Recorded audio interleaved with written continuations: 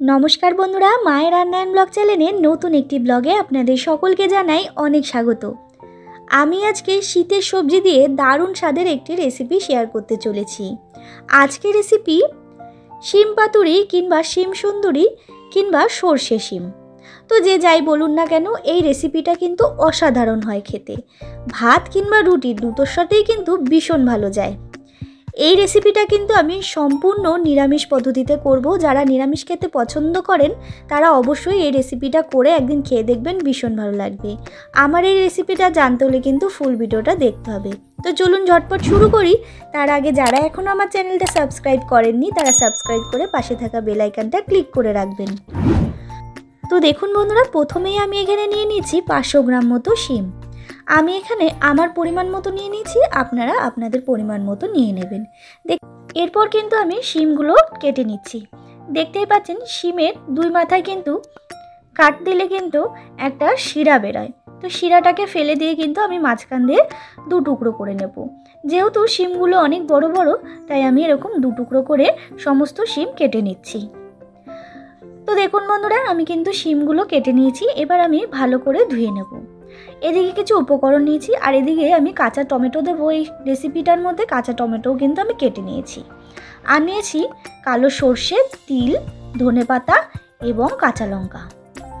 আমি এখানে স্বাদ অনুযায়ী কাঁচা লঙ্কা দিয়েছি, আপনারা আপনাদের পরিমাণ মতো দিয়ে নেবেন। এরপরে একটা মিক্সিং জারের মধ্যে আমি একে একে দিয়ে দিচ্ছি সর্ষে, তিল, কাঁচা লঙ্কা এবং ধনেপাতা। আমি এখানে তিলের ব্যবহার করেছি। আপনাদের কাছে তিলটা যদি অ্যাভেলেবেল না থাকে তাহলে আপনারা সাদা সর্ষে কিংবা পোস্তরও ব্যবহার করতে পারেন। এরপরে মিক্সিং জারের মধ্যে দিয়ে দিলাম সামান্য পরিমাণ জল আর দিয়ে দিলাম লবণ। যেহেতু এটার মধ্যে সর্ষে আছে তাই মিহি করে পেস্ট করে নেব লবণ দিয়ে। এরপর সরাসরি আমি গ্যাসে একটি কড়াই বসিয়ে দিয়েছি। কড়াইয়ের মধ্যে দিয়ে দিলাম পরিমাণ মতো সর্ষের তেল। আর পুরো রেসিপিটা কিন্তু আমি সর্ষের তেলেই করব। এরপর তেলটা গরম হয়ে গেলে দিয়ে দিতে হবে কালো জিরে ফোড়নের জন্য। তো দেখুন ফোড়নটা একটু ভাজা ভাজা হয়ে গেলে দিয়ে দিতে হবে শুকনো লঙ্কা। দিয়ে দিলাম শুকনো লঙ্কা, তারপরে দিয়ে দিচ্ছি পরিমাণ মতো লবণ। এরপর লবণটা দিয়েই দিয়ে দিচ্ছি আমি কেটে ধুয়ে রাখা শিমগুলো। দেখতে পাচ্ছেন, এবার শিমগুলো দিয়ে কিন্তু আমি একটু হালকা করে ভেজে নেব। যেহেতু শিম একটু শক্ত থাকে, একটু ভেজে নিলে কিন্তু বেশ নরম হয়ে যায়। তো দেখতে পাচ্ছেন বন্ধুরা, শিমগুলো কিন্তু ভাজা হয়ে গেছে। এরপরে আমি যে পেস্টটা তৈরি করেছিলাম, মানে কাঁচা লঙ্কা, ধনেপাতা, তিল এবং সর্ষের যে পেস্টটা তৈরি করেছিলাম সেটাই দিয়ে দিলাম। আর দিয়ে দিলাম হলুদ গুঁড়ো। এরপর দিয়ে দিচ্ছি পরিমাণ মতো চিনি। চিনিটা আমি এখানে দিলাম, আপনারা চাইলে চিনিটা স্কিপ করে যেতে পারেন, তবে চিনিটা দিলে কিন্তু নুন আর ঝালটা ব্যালেন্সে থাকে। এবার ভালো করে একটু মশলাটাকে কষিয়ে নিচ্ছি। তো দেখুন বন্ধুরা, মশলাটাকে কিন্তু একটু আমি কষিয়ে নিয়েছি। এরপর আমি দিয়ে দিচ্ছি পরিমাণ মতো লঙ্কার গুঁড়ো।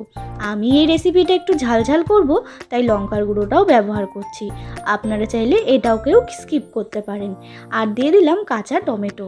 এবার আবারও বেশ ভালো করে কিন্তু নাড়িয়ে চাড়িয়ে আমি একটুখানি শুকিয়ে নেব। তো দেখুন বন্ধুরা, ভালো করে কিন্তু নাড়িয়ে চাড়িয়ে নিয়েছি। আর শিমগুলোও অনেকটা পরিমাণ সেদ্ধ হয়ে গেছে আর মশলাটাও কিন্তু বেশ পরিমাণ কষানো হয়ে গেছে। আর এই মশলাটার মধ্যে কিন্তু সর্ষে দেওয়া আছে বলে খুব বেশি কষানো যাবে না। আর আমার কিন্তু একেবারে রেডি হয়ে গেছে এই শিম পাতুরি কিংবা শিম সুন্দরী কিংবা সর্ষে শিম।